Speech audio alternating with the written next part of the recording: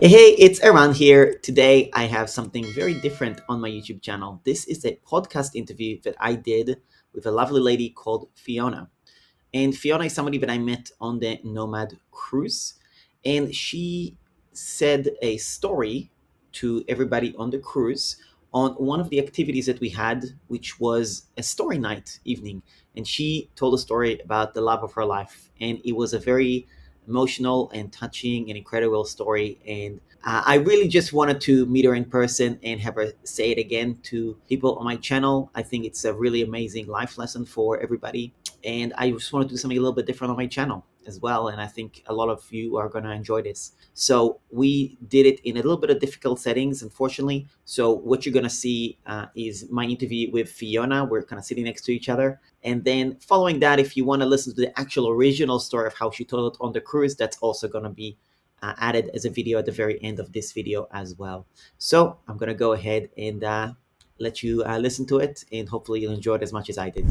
Hey everybody, it's Eran here. I wanted to do a podcast. I'm here with Fiona Frank. Thank you so much for doing this with me. You're very welcome. Usually my YouTube channel is all business and so on, but I met Fiona on the Nomad cruise, and there was one event, and that was honestly my favorite night of the cruise, and it was a story night. And I actually thought, I don't know if you saw the announcement, but I thought it's going to be business stories where people are going to talk about their business and mess ups and whatever. And and it wasn't. It was just personal stories, and I was there was 6 stories, and Fiona was one of them, and she was the one person that got a standing ovation. And I remember when it happened, I was on my feet, and I just wanted you to, I just wanted to first of all meet you in person, because I thought your story was really I'll let you say it, but it was really, really touching. And I just wanted to I just thought I want to have it documented, and I want to document on my channel, because I think it's super worth sharing for generations to come, really. Thank you. Yeah, I really appreciate it. So I'll let you take it away, just kind of share. It's really amazing. And why don't you introduce yourself and tell us a little bit about it? Yeah, okay. So I'm Fiona Frank, and I went on this cruise and met a lot of people, and I didn't know whether to share my story in the storytelling night. I saw it there, and I was with one of the other guests, one of the other nomads on the cruise, and I told her my story in the swimming pool. I said, "Do you think I should put this forward for the storytelling night?" And she said, "Yeah, go for it." And then there was this fabulous woman called Bori who was actually organising pretty much the whole event, and she helped me. She spent ages with me, editing it down and getting rid of all the stuff, getting rid of the tiny detail, and I think it was really good on the night. I managed to get it down to. So anyway, we'll see what we do here. It's great to meet everybody on this channel. And people sound really interesting. Yeah. So okay, so it's 1983, and I'm sitting at home reading a Sunday colour supplement, and there's this really fascinating article in it about the Yanomami indigenous people of northern Brazil and Peru, and their life is being changed dramatically, and I just think this is really interesting, and I want to know more, and I want to go and visit some indigenous people. So I make the decision then that I'm going to go to Peru. I'm going to go and meet some indigenous people. So start off doing some research. You can't actually do research like we do it now in 1983, but we didn't know that, so I just did what research you could, and I discovered that actually you can't just go and meet some indigenous people. It doesn't work like that. It's not going to happen. But what I did do was spent a year learning Spanish and a bit of Quechua, which is the mountain language spoken in Peru. And I enrolled on a Journey Latin America 3-week tour of Peru, like a tourist tour that was going to take in Machu Picchu and the Inca Trail and Puno and Cusco and the Nazca Lines and all that. And the next summer came around, and I say goodbye to my boyfriend, say goodbye to my job. I'd managed to get a 2 months leave from my job, months paid and a month's unpaid. So I set off for 2 months. The tour's 3 weeks, and so I've got a bit of free time afterwards, which is like, I've created like an open space, but I don't know what's going to happen in that open space, and I've got the kind of flight that if I'm really not enjoying the open space, I can just bring it back, come back earlier. So I set off, and I arrive in Lima Airport and join the tour and meet the tour guide. And the tour guide is he's a Scottish guy with short hair and a hat, I remember. And he was a bit annoying. He's a brilliant tour guide, but he would get in the daytime, and then at night he would sit with a drink with a couple of the people on the tour and slag off some of the other people on the tour. And I thought it was really rude at first, and then he really grew on me, this guy, and we ended up having a bit of a fling. And he's, as well as being a tour guide, he's not really a tour guide, he's actually an anthropologist. He taught me the Spanish, ser and estar. Ser is a continuous way of being, and estar is a temporary way of being. So estoy guía, I am being a tour guide, but soy antropólogo, I am an anthropologist. So this guy is actually an anthropologist, and he's only being a tour guide, so he can come to come to Peru, and go back to the village where he'd done his PhD fieldwork in an indigenous Peruvian Amazonian village with the Piro people. And he agreed that he would take me with him back to this village after we finished the tour, which is pretty amazing. So I ended up, having not thought I could go and meet indigenous people, because of having made this open space, I ended up getting invited to spend a week in an indigenous village. So after the tour, we went back to Lima. We got some things together for this trip, including beads and different provisions. And we flew to Pucallpa and then Atalaya, and he bought ammunition and pots and pans and plates and cutlery and rice and coffee and hammocks and mosquito nets and all the sorts of things that we need, most of which I had no idea about. And then we found somebody to take us the 5 hours downriver to the village. We bought we bought fuel so that we could put it in the engine of the canoe to get back, because downriver is easy, upriver is difficult. So you need to have the fuel to get back. And then there we were, back. He hadn't been there for 2 years, and he was absolutely welcomed back. There's a way when you go into an Amazonian village where you just sit, and people come and sit with you, and it's a welcoming way where instead of rushing in and hugging and everything, you just sit. And it's easier for him because he's smoking, and the others are smoking. Smoking being a Peruvian thing, an Amazonian Peruvian thing that was exported from there. And I'm just sitting there wondering what's going on, and it's just really beautiful because people are there, and you just feel that you're being welcomed in a silent way. And then after a long while, people start just welcoming you. So we got welcomed there. And Pete was the godfather of many of the children there from when he was there before, many of the babies, which meant he gets called compadre, and I get called comadre, which means that I'm part of the family, which was amazing. So I was welcomed in there. We ate the food that they'd hunted for and fished.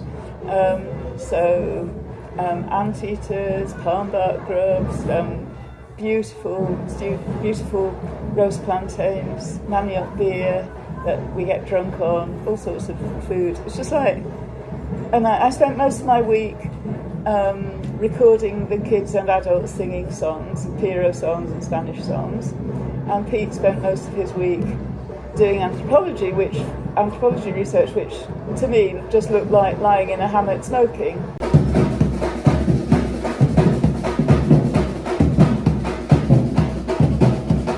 Okay, we took a small break just because we had a bit of noise, so we'll introduce a little bit what was going on as well, so you can kind of see and get a little bit of a Brazil experience on the outside. But yeah, we wanted to kind of carry on from the hammock story, basically, and take it from here. Yeah, so it was pretty much the most amazing week of my life. I'm doing this thing that I didn't think I could do, and there I am in a Peruvian Amazonian village. Unbelievable. I'm just, every so often I would just sit and think, I'm actually here. And hero, but they also spoke Spanish, which meant that I could speak to them. I learned how to say thank you in hero, koyahana, and also learned that at meals, you don't just thank the person that cooked, but you thank everybody that eats with you, because the people that eat with you, you thank them, and you also thank the other people who were involved in the production of the meal, like the people that hunted for it and the people that fished for it, everybody who's there together. Something that's made me really think in the rest of my life. So we were there for a week. We came back to Lima. I got back in time for my 30th birthday phone call with my mum at my friend's house, and then I went back to my boyfriend in England, and he went back to his PhD in London, and that was that. Vaguely kept in touch, but not anything special. Until 2 years later, when me and my boyfriend had always decided that we were going to be splitting up at some point, because I'd always wanted to have a child, and he'd got a child from his marriage, from his previous marriage, and so we split up on my 32nd birthday and divorce party, and then I went off to interview people to be the father of my child. So Pete was the first person I gave the opportunity to. I think Pete was the person that I would most have wanted, and so I gave him the first opportunity. He turned me down because we had a very nice weekend, but he turned me down because I think he was a bit younger than me and quite ambitious, and it wasn't really in his plan to be tied down with some wife and child. So I went off, and after a couple of other things, I met Will, who became my husband, and we had our daughter Anna a few years later. Completely forgot about Pete, was married, and then when Anna was 3, we could see that things weren't going too well with the marriage, and we were having arguments all the time, and it wasn't working out, and the writing was on the wall, as they say. And at that time, my friend's husband, who was an anthropologist and had known that I'd travelled with Pete in the Amazon, told me that Pete's book had been published, so his book of his PhD. So I went and got a copy of it, and he put me in the acknowledgement, which was nice. And I read it, and I didn't understand all the anthropology stuff, but it was really fantastic to read about the people that I'd met and the life that I'd lived, and the way that he'd written about it. And so I wrote to him just to say how beautiful I thought the book was, and thanking him for putting me in the acknowledgement. And he invited me he was living in Manchester by then, which was only about an hour from where I was living. So he invited me to meet up for a weekend, so Will looked after Anna. And we had this really nice weekend in Manchester. The first thing that I remember was we went to a club, and we were standing in a queue, and the doorman was saying things like, I was letting people in 3 and 4 to the club when people left. And so he said to us, "Are you two together?" And Pete said, "We're not sure yet," which was really sweet, and it made me realise that we both had the sort of same idea. And went back to his, and that was the beginning of a 27-year on and off romance, really. We went back to Peru a few times. One time we took Anna. First time we took Anna. Went back another couple of times. So we were together, but it was on and off because, as I said when I was telling this on the cruise, I'd be the first person to admit that I'm annoying a bit, and my niece, who was on the cruise with me, would agree. And then Pete maybe wouldn't agree with this, but his friend certainly would, that he's paranoid a bit. And between us, annoying and paranoid, it's quite difficult, and we got quite fiery sometimes. And so we were probably apart longer than we were together, but the together times were beautiful, and we would have, apart from when we went to Peru, we would just carve out time for each other. I had a big job in a university and a child, and it's quite difficult to do a long distance relationship like that. He had a big job, by that time an anthropology professor, and so we would just carve out weekends, and we wouldn't see each other's friends. We'd just go to a nice place, a beautiful place in Scotland or the Lake District, and just have time together. Really, the rest of the world didn't exist, and the times when we were together were really wonderful. But then there were the rows, and so, like I said, we spent more time apart than together.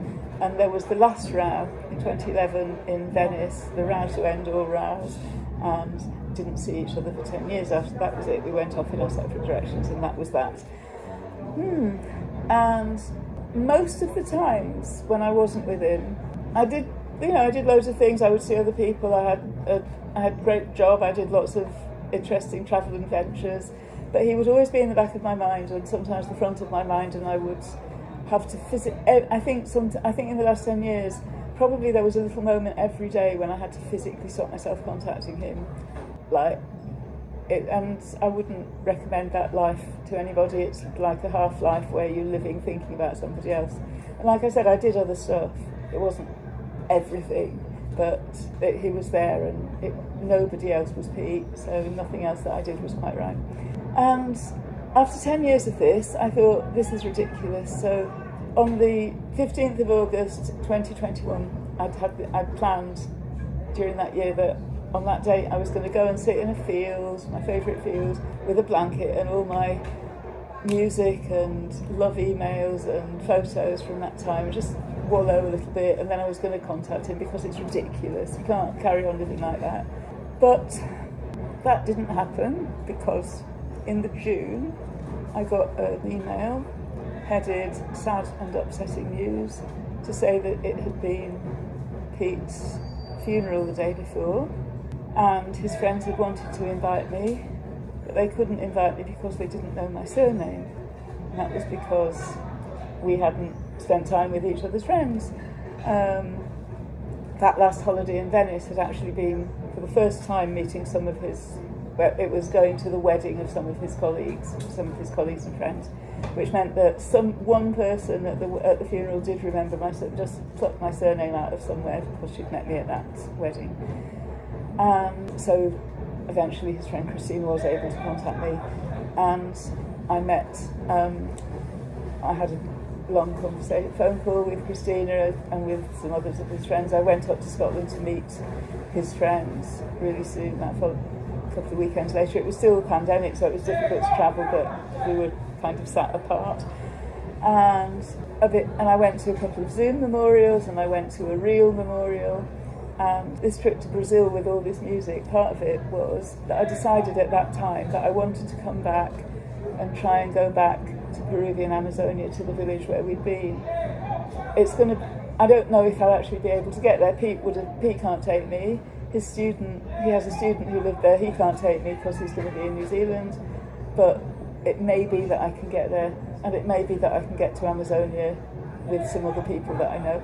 But what I am going to be doing while I'm in Brazil is meeting two of Pete's friends, a woman, one of his best friends who lives in Salvador, where we are now, and another really good friend, an anthropologist who lives in Sao Paulo, who I actually met 25 years ago with Pete when I came to visit Pete when he was living in Brazil.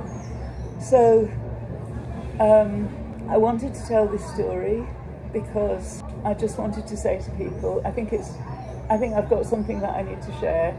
It's hard to tell the story, but I want to share the thing that if you've got something to say, then say it, because the worst that can happen is that you get rejected. But if you don't say it, you're rejecting yourself. Thank you so much. Thank you. Thank you for sharing. Okay, so I loved hearing the story, both on the cruise and now, and also seeing you kind of a bit close up, reliving it as well. It's really touching. The main thing for me is I really want to, because it's a beautiful story and it's a sad story as well at the same time. It's like a sad ending to a movie. Yeah. And I think if there's one thing when we've sad endings in life, everything that goes wrong, it's okay, what's the lesson we can pass on for other people so they don't have to go through that same. And I'm super curious to know what was the mindset versus the technicality of what was the argument, because I know when I've had arguments, like years later, it's like, who cares? Yeah.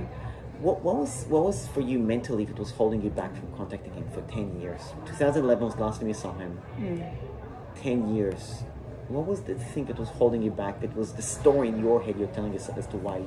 Yeah, I think it was just there were two things. One, I used to work in drug rehabilitation, so I often used to think it's like heroin. The more that you stay off it, the better it is. So that if I contact, then I'll be back on it again, and it's not, it's a difficult relationship. It's really hard, and I'm clean. I'm living clean, so it's better. I was thinking living like this is better because I'm not with. It's a really difficult relationship. It's hard to be in it, and it's hard to be not in it. And for me, maybe it's better, even with this anguish every single day. Maybe it's better that I stay clean. So part of it was the experience that I had from drug rehabilitation, seeing people every day. They would have to stop themselves with the amazingness of heroin, and they did it because life is fun and better. But heroin's amazing. So it was like that. That was one of the things that was going on in my mind. I've never used heroin. I just want to add that. I get it. And the other thing was that it wasn't fair. That I was really hurt by the breakup, and so was he. I knew he was. I knew that we were both really still in love with each other. I sort of always knew, and that it's not fair to do the getting to. People are trying to find their equilibrium. Two people are trying to find our equilibrium, and any time that anyone goes through it, knocks the other one off. So I just thought it wasn't fair. So I tried. At the beginning, I tried a little bit I made a decision that I would really try to get him back. So I tried phoning and emailing, and he just asked me not to. And he did contact. He congratulated me when I got my PhD. So he'd noticed that, or I let him know, and then he congratulated me in an email, but no real contact. And I just felt it was fair. It was only fair because we were both trying to do our lives. So that was why. I think it was that. When people break up, it's hard for everybody. Yeah. Thanks for sharing that.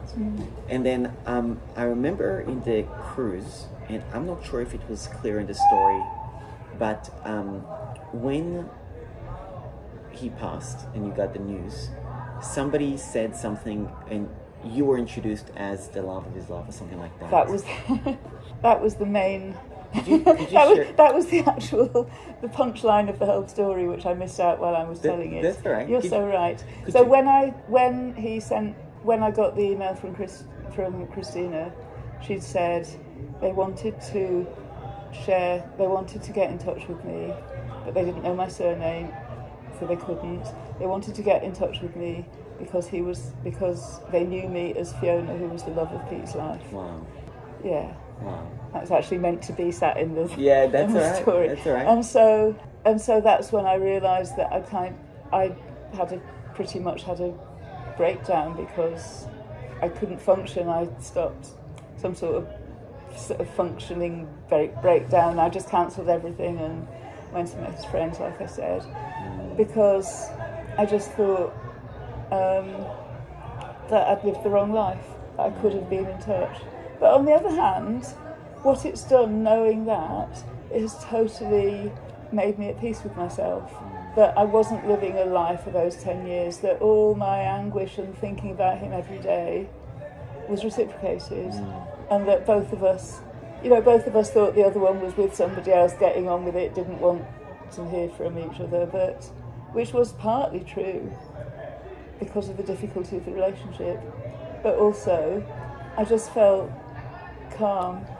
And there's this ring I didn't say about. This is a ring that I bought when I went on holiday with him to Mexico, and I took it off and just hid it for 10 years. I didn't want to wear it because it was full of memories. And after I heard this story, I was able to start wearing it again comfortably because I felt, I was loved. It was fine. Wow. Amazing. And, the reciprocation and the fact that it was mutual, right? Because they said, Fiona, the love of Pete's life. Would you say that if the roles were reversed, that he would be known as Pete, the love of Fiona's life as well? Absolutely. My ex-husband always thinks that it's annoying because he thinks that I was thinking about him all through the marriage, but I absolutely wasn't. I wanted to make that clear. But since then, in met him in 1984. In 1994, we got back together 10 years later. I've been reading through my old diaries and from that time. And it was watching somebody fall in love, and watching a young 40-year-old woman falling in love was quite a nice read, really. So yeah, he was absolutely the love of my life. Okay, thank you for sharing. So obviously, having said the story, both on a cruise today and sharing it and stuff like that, and obviously it's an experience that you went through, and like you said, it's a half-life, right? What would be the one lesson you'd really want people to take away from this, that you'd really want to, like, I guess is a thing that you want to pass on to the generations?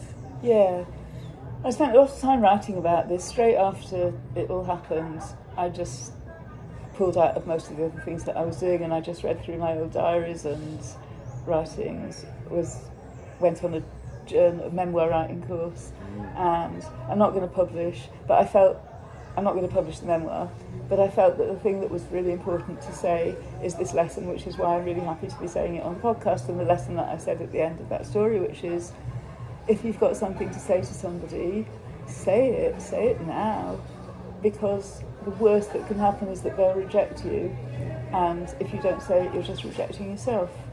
And what's so terrible, try it, and maybe something different will happen.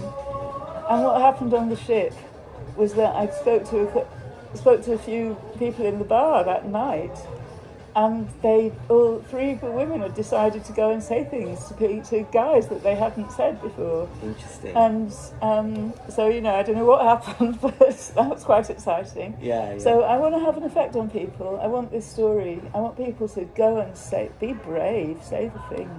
Amazing. Go and say the thing. Amazing. Tell me about the cruise, and I guess, was the cruise the first time you actually said that story publicly like this? Publicly, yeah. A lot of my friends know it. When it happened, I told a lot. Anybody that I wanted to tell, I said, right, I've got this story, and you need to. We'll have to go for a walk because it will take a while. Yeah. So I told it one at a time to a few people. Okay. I don't think his friends know my entire side of it. Sure. And a lot of my friends don't know the entire story, the entire length of it. Jenny, my niece, had met Pete. He came for Christmas dinner at my sister's one time, but nobody knew the whole story. So yeah. Okay. So it's definitely the first time I've told it in public. Okay. How did you feel when you got the reaction on the? I mean, it's we're trying to kind of relive it now and tell the story. At the same time, I think what happened on the cruise was so. The room was, the energy in the room was, like, you just cannot replicate that, right? But how did you feel at that time when that story was told and, people were standing up? And... I thought it was great. I didn't miss the punchline. And, no, it's like, I'd worked really hard on it. I'd been saying it. I'd been walking around the trip selling the story to myself. And I just felt I'd done a really good job. It was amazing. And then the standing ovation was great, and it was fantastic. And then afterwards, loads of people came up and said they really loved my story. And people just I'm meeting people off the cruise in Brazil, in Salvador, in the street, and they go, "I really loved your story. I didn't have a chance to say." Yeah. And then you have invited me to come on the podcast and tell it. Yeah. And another woman has asked me to come on her podcast, which I'm doing in January. That's great. That's great. Yeah, I came right after and on that night I went to see Fiona and just say, I do have to have her. And it was really something. There was just to give context. Also, there was 6 people who told the story at that evening, and I would say they were all I would say that one of them was good. 5 more were great, like really great. Fiona was one of them, but I don't think anyone got a standing ovation that night. I think you were the only one who got a standing ovation. It wasn't a competition, but I won. It wasn't a competition, but she definitely won people's hearts for sure. And they were all great stories, right? There wasn't they really were in their own way, and I'm sure it's all very subjective, right? Like I could say, everybody could say whatever they think, but by general consensus, the standing ovation kind of gave it away.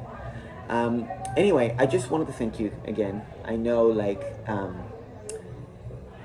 going through it, like, watching somebody talk about it through a screen is one thing, but sitting opposite somebody and kind of reliving that energy is a whole different experience. So I just want to thank you again for sharing it.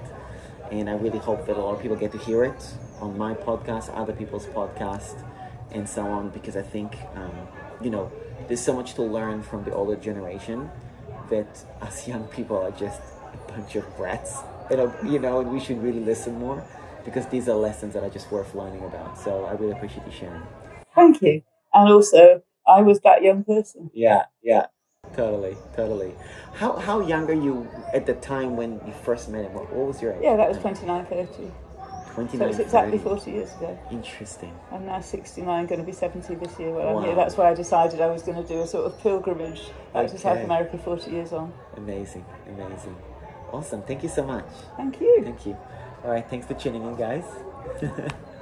And this, I'd just like to say that I'm in my Airbnb in Pelourinho, and this art is absolutely amazing. Croiza, my hostess, has got the most fantastic art of Brazilian people, descendants of African enslaved people who came here. Brazil had more enslaved people than any other country in the world, and 4 million people were brought here, and 1.5 million of them came to Salvador, where we are, and the art here is just incredible. Amazing.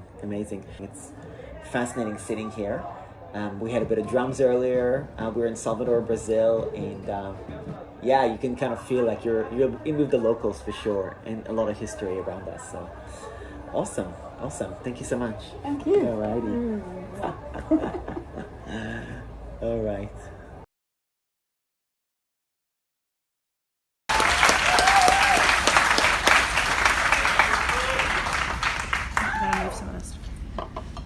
So, it's 1983, and I'm sitting at home with my boyfriend reading the Sunday colour supplements, and I'm reading this article about the Yanomami people of northern Brazil and Peruvian Amazonia, indigenous people.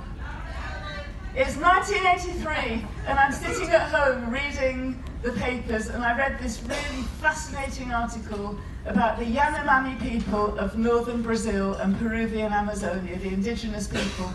And I thought, this is absolutely fascinating. This is what I want to be doing. I want to find out, I want to go and meet some indigenous people. So, I did a bit of research. I don't know what you think was wrong with doing research in 1983, but if you think about it, we didn't have the internet, so it took a bit more time. But I found out that actually you couldn't go and meet some indigenous people. That actually wasn't going to happen. What I could do was I could go to Peru and I could do a 3-week tourist tour with the Inca Trail and the Nazca Lines and all of that. And I spent a year learning Spanish, and I got 2 months off work. It was a month paid and a month unpaid leave. And the following summer, I said goodbye to my job, and I said goodbye to my boyfriend, and I set off to Peru. And ended up in Lima, and the tour guide was a really annoying Scottish guy called Pete. He was a great tour guide, but he'd go out with you in the daytime, he'd be really nice to everybody, and at night he'd get drunk with a few of us and he'd slag off all the others. And I thought that was really mean and rude. But it grew on me over the weeks.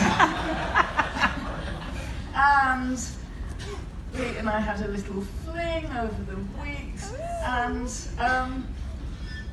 it turns out that Pete was not just a tour guide, he was also an anthropologist, and he'd only come to Peru and got the money to be he got paid to be a tour guide so that he could go back to the indigenous village in Peruvian Amazonia where he'd done his anthropology fieldwork a couple of years earlier, and he was going to go back there straight after this tour, and he agreed to take me with him. So we went back to Lima after the tour, rode on a couple of weeks of getting all the stuff together, travelling to Pucallpa, travelling to Atalaya, finding somebody to take us 5 hours downriver up the Urubamba to where the Urubamba and the Ucayali rivers meet, where you find the village of Santa Clara. And there I was, sitting in a Peruvian, Amazonian, indigenous village, the actual thing that I'd wanted to do back the previous summer, and then I discovered you can't do it. But because I'd made this open space and I'd met this really interesting guy, I ended up actually being there and doing it. And up till then, and probably up till now, it was the best week of my life. Living there with people that were living like they'd lived for 2,000 years. We ate what they hunted for, fished for, grew, beautiful food, drank the Masato beer, and I spent my week. They spoke Piro, but they also spoke Spanish, so I could talk to them. Pete had been the godfather of several of their children, so he was their compadre, which meant that I was their comadre, so I was connected and like family. And I spent all my week recording songs and stories of the kids and the adults and playing them back on the tape recorder. And Pete spent his week doing anthropology, which I didn't know what it was, but it turns out it's lying in a hammock smoking. And people came up and chatted to him, and that was what he was doing. So I learned a bit about anthropology, and we went back. That was that. We had the week rolled on. We went back to Lima, and I just got there in time to get my 30th birthday phone call from my mum. Can you imagine a time that no internet and you had to be somewhere to get a phone call? Well, there you go. So I got my 30th birthday phone call from my mum. I went back to my boyfriend, Pete went back to his PhD, and that was that. But a couple of years later, me and my boyfriend, we'd always agreed that we would be going to be splitting up at some point because he already had a child from his ex-wife, who used to come and visit us, and I always knew that I would be wanting to have a child at some point. So I had a 30-second birthday and divorce party, and we split up very amicably, and I went off to think about who was going to be the father of my child. So I think the person that I really wanted would be Pete, so he was the first person that I interviewed for this job. But we had a very nice weekend together. Everything would work fine, but he turned me down for the actual job offer because he was a bit younger than me and he had a career and it wasn't quite his plan.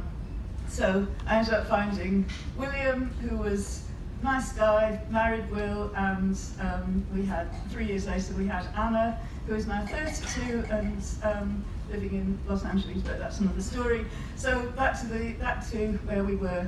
So I'm with William, and Anna's 3 years old, and the writing is on the wall for our marriage. We're getting on really badly. We're arguing all the time. It's not good.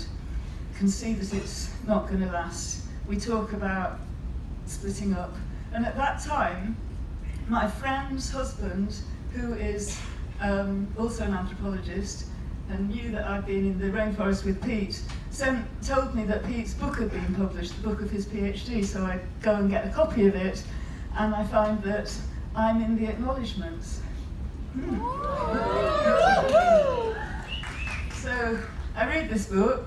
I don't understand all the anthropology theory, but I do understand the book, and I'm reading about the people that I met, and it's beautiful. So I wrote to him to say, well, all of that really, and thanks for putting me in the acknowledgement. And he said, shall we meet? I'm now living in Manchester. That was just an hour away from where I was living. So we had a weekend together. We went out to a club the first night, and there were three. When you line up at a club, the doorman was letting people in 3 or 4 at a time, and when he got to us two, he said, are you two together? And Pete said, we haven't decided yet. So I thought, oh, okay, that's what's happening, is it? Because I thought that was what was happening too. So we went back to his, and that was the start of a 27-year beautiful love affair. But it was a very fiery, on and off beautiful love affair. We went back to Peru 3 or 4 times, but we were apart more than we were together, because I am the first person to admit, and my niece Jen, that some of you have met, would agree with me, that I'm a bit annoying. And Pete probably wouldn't agree, but all his friends would definitely agree, is a bit paranoid. And so, annoying and paranoid, it really didn't work out, and we had a very fiery relationship, and we would split up and get back, and split up and get back. But there was, and the last row that we had in Venice was like the row to end all rows, and it was like there was no going back after this row, so that was it.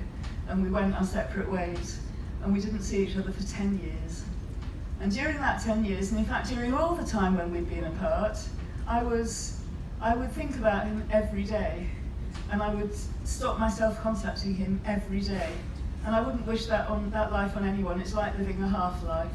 So, but I was fine. I saw other people. Did really interesting things. I travelled, but Pete was always missing. And so, on the 15th of August, 2021, which was 10 years on from when we'd last seen each other, I promised myself that I was going to go into a field, take a blanket, take all the old music and Unchained Melody, if you know the words for that, that was our song, Are You Still Mine?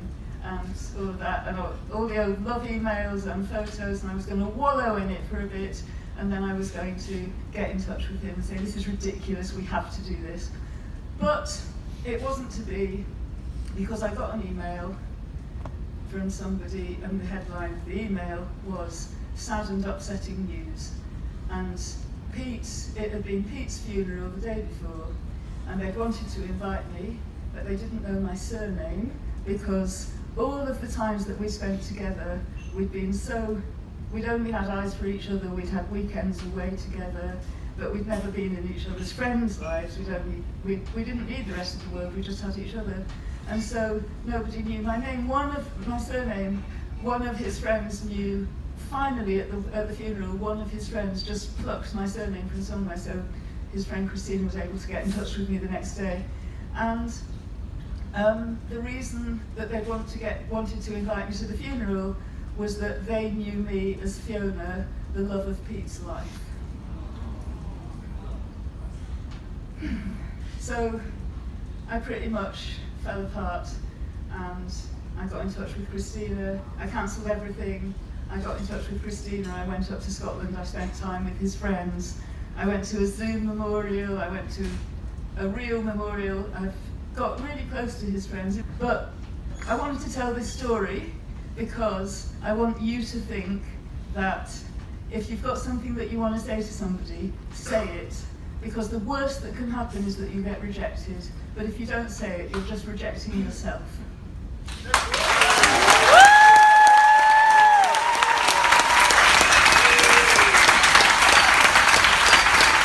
Can we please get a standing ovation?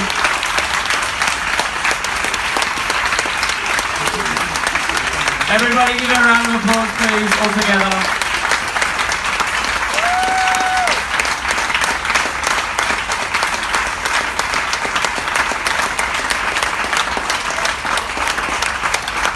Thank you so much for sharing that with us.